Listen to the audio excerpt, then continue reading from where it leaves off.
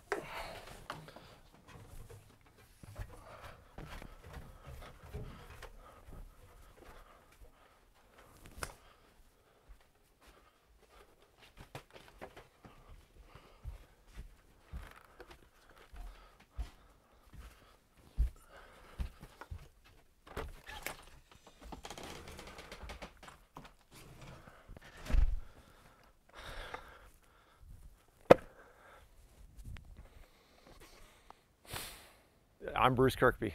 I live in Kimberley, BC. You know, I grew up in Toronto, moved to Calgary, spent all my kind of last 15 years bumping around, but I was living in Calgary a bunch, and I finally thought, why the heck am I living in a city when everything I do is outside? The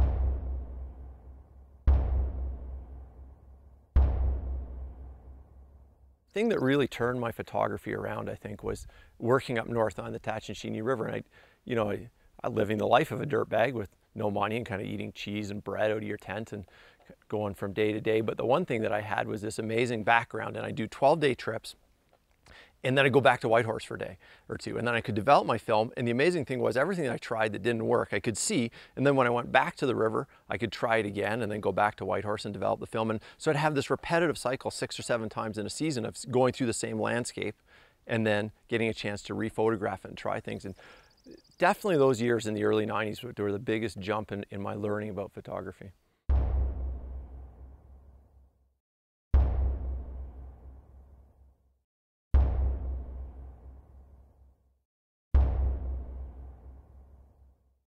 Pat Morrow, who you've seen or you'll see, said F8 and be there. And I agree, just take your camera wherever you go, just get used to having it. The guy who probably was my biggest mentor was this fellow called Galen Roll, and he ran every morning with his camera.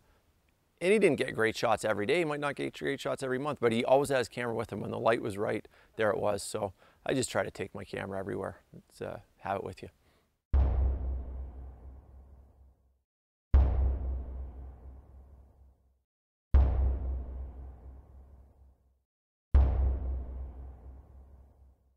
Come in, I'm going to show you the place, and you can see I planted a nice patch of flowers outside, but it's amazing in here, lots of room. Come on in.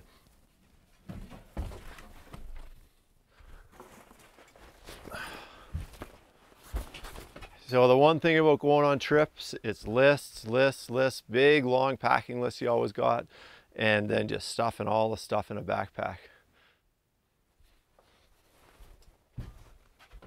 You know, I feel like there are these amazing spots, and I want to, if you can, transfer that stoke, transfer that excitement. Say this magic and this mystery still exists in the world, you know, places that look like prehistoric times or whatever it is.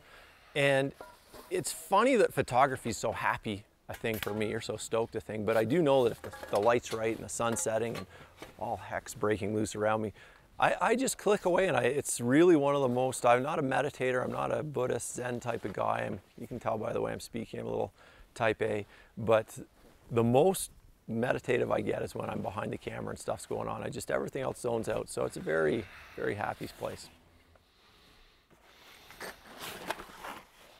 Well, the truth is I always loved it, and I didn't know, like I'd look at, probably because I didn't read much, you know, I'd get books and I'd just look at the pictures. All those important books in your teenage years, glossy magazines, I'd look at the pictures. And I got a camera from my dad when I was in grade 13, and I had a 200mm lens, and I took a picture of my dirt bike, which was at our farm, and you know, I knew nothing about f-stops or anything. The most amazing thing was when I got that developed, all the foreground was out of focus, and the dirt bike was sharp, and it looked like it came out of a magazine, and I think that one shot was enough to inspire me to want to do more. a lot of things are new. Got married last year. Amazingly enough, 5 months later, a baby came. One last. Okay. Here you go, buddy. Shh. You be good on the way to Vancouver. It's only going to take us about 10 hours to get there.